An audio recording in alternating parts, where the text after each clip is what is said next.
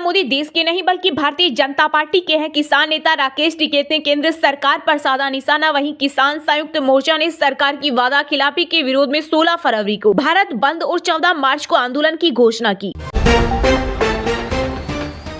लोकसभा चुनाव से पहले बिहार की सियासत में मचा हड़कंप। नीतीश कुमार ने 9वीं बार मुख्यमंत्री पद की शपथ। बोले, जहां थे वहीं आ गए, अब नहीं जाऊंगा। वहीं बीजेपी के सम्राट चौधरी और विजय कुमार सिन्हा को बनाया गया डिप्टी सीएम। कांग्रेस बोली, गिरगिट की तरह रंग बदल रहे नीतीश कुमार, जनता माफ नहीं करेगी।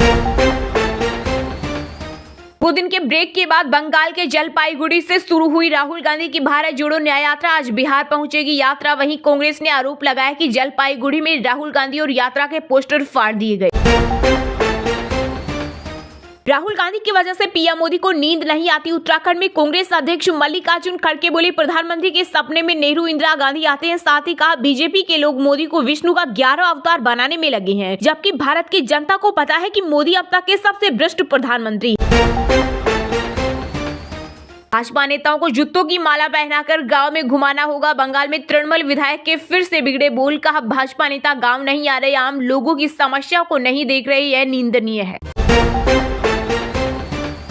एजेंसी और पैसे के दम पर देश भर में खरीदे जा रहे विधायक आप सांसद राघव चड्ढा का बीजेपी सरकार पर तीखा वार। बोले, अगर ऐसे ही सरकारें तोड़ी जाती तो यह लोकतंत्र के लिए बेहद खतरनाक है।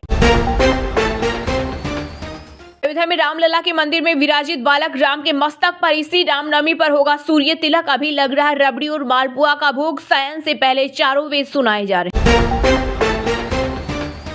भारत जोड़ो न्याय यात्रा में था राहुल गांधी का हमशक्ल। असम के सीएम हेमंत बिस्वा शर्मा ने लगाया गंभीर आरोप। कांग्रेस को बता सॉफ्ट नक्सलवादी। कहा, राहुल गांधी के हमशक्ल का नाम पता सब बताऊंगा।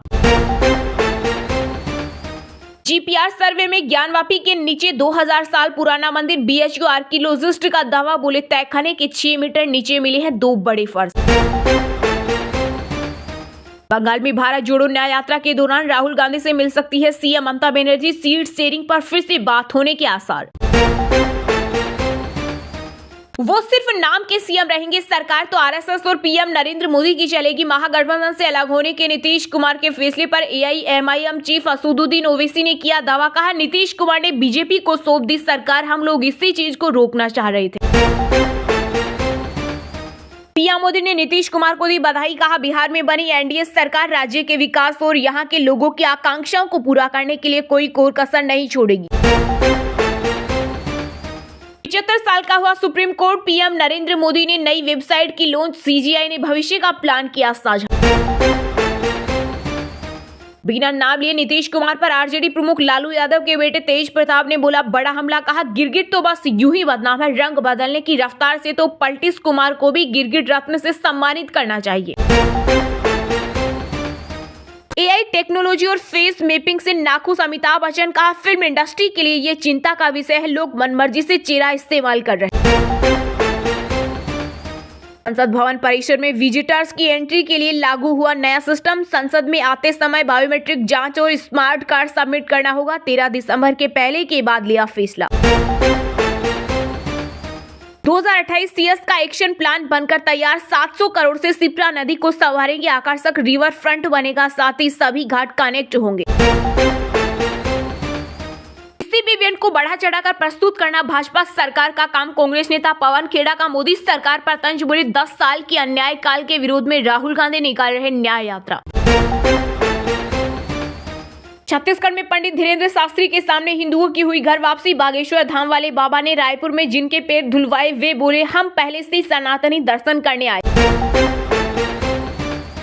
सेना की पहली महिला सूबेदार बनी प्रीति रजक। 19वें एशियन गेम्स में निशानेबाजी में जीता था सिल्वर मेडल। वहीं अब ओलंपिक 2024 की कर रही तैयारी।